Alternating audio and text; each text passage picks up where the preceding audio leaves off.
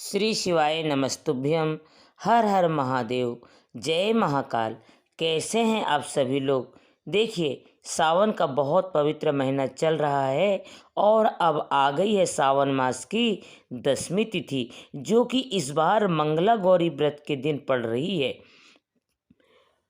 इस साल की जो सावन है वह पूरा 72 सालों के बाद में ऐसा सावन आया है, जो सोमवार से शुरू हो रहा है और सोमवार को ही ख़त्म हो रहा है। इससे पहले यह 27 जुलाई 1953 में आया था और उसके बाद 72 साल के बाद में इतना अद्भुत सावन आया है, जो कि समस्त कामनाओं की पूर्ति करता है। और इस सावन मास की केवल और केवल 10वीं तिथि के दिन करने वाला यह उपाय आपके जीवन को जितना भी धन की समस्याएं होती है वो हमेशा के लिए खत्म कर देती है। मात्र समी के 7 पत्तों से आपको यह उपाय करना है।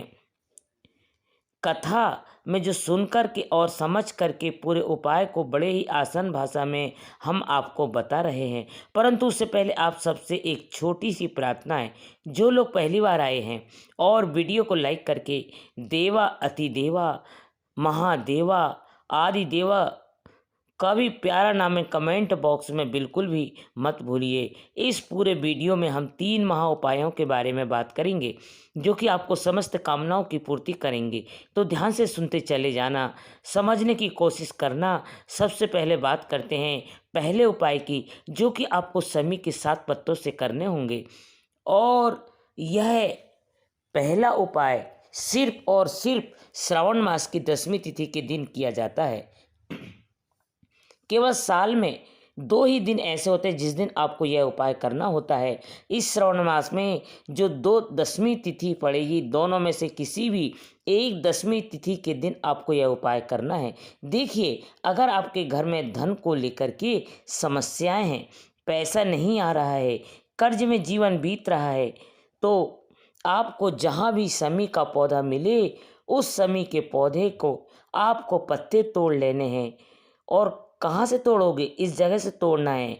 ये जो पूरा समी का पत्ता है, कितनी समी के पत्ते चाहिए, तो जितने आप ले सको उतने समी के पत्ते, कम से कम 7, और जितने आप ले सको, जितने देव आदि देव महादेव को समर्पित करने का दिल करे, आपका हृदय करे, उतने आपको ले लेना है। ठीक, और इसी के साथ में आपको लेना होगा थोड़ा सा शहद।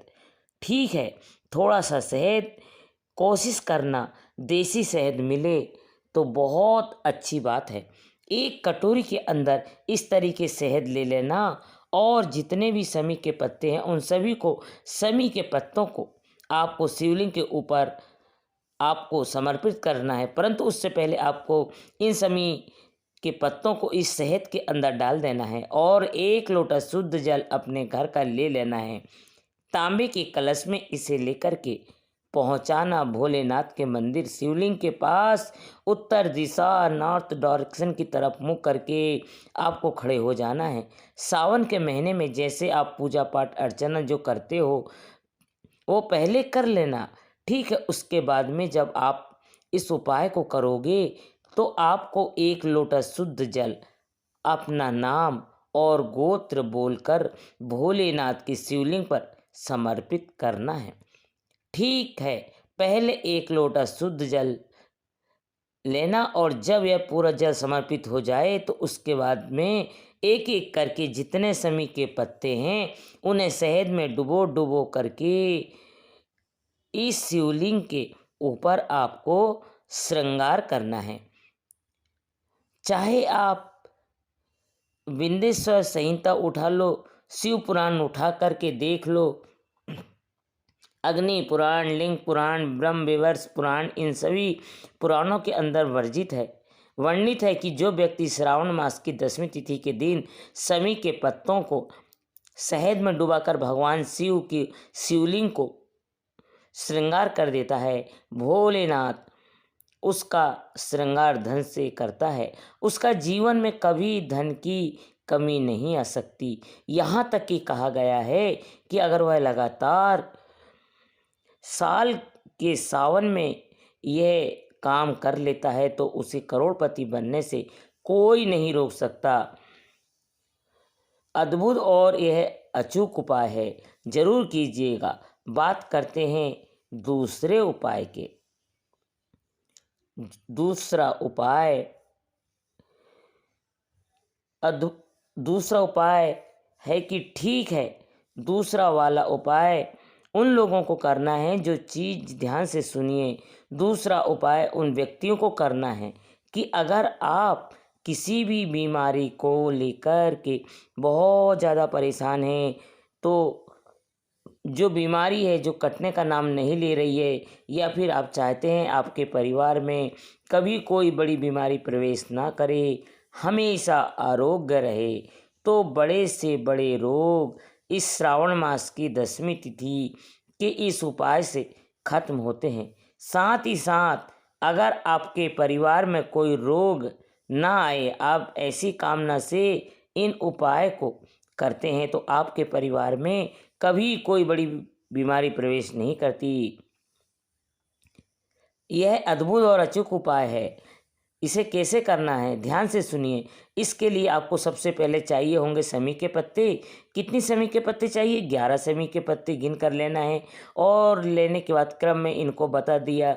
जो पूरे गोले में बनाया है यह समी का पत्ता है। इस तरीके से आपको 11 समी के पत्ते लेना है। और 3 लेने होंगे आपको बेलपत्र, जो कहीं से भी खंडित कटे फटे ना हो। घबराने की ज़रूरत नहीं है। शिवलिंग पर इस टाइम पर बहुत बेलपत्र चढ़ रहे हैं, उनमें से 3 बेलपत्र को अच्छे जल से धो लेना और उसे काम में ले लेना। साथ ही आपको चाहिए होगा एक पीपल का पत्ता। इस तरीके से पीपल का पत्ता लेना। यह जो 3 चीज़ें आपने ली है, 11 समी के पत्ते, 3 बेलपत्र और एक पीपल का पत्ता, इसी के साथ में आपको लेना होगा 1 लोटा शुद्ध जल। अब अपने घर का, अब ध्यान से सुनना, जो समी के पत्ते हैं उन समी के पत्तों को छोड़ करके एक पीपल का पत्ता है उसको इसके अंदर डाल देना। और 3 बेलपत्र भी आपको इसके अंदर डालना है लोटे के अंदर। और ध्यान रखना समी पत्र आपको नहीं डालने हैं। और इन्हें लेकर के पहुंच जाना भोलेनाथ के मंदिर में, शिवलिंग के पास में। श्रवण मास की 10वीं तिथि के दिन किसी भी समय इस उपाय को कर लेना। उत्तर दिशा की तरफ मुख करके आपको खड़े हो जाना है। ठीक है, भोलेनाथ का जैसा आप पूजन करते हो वैसा पूजन पहले कर लेना।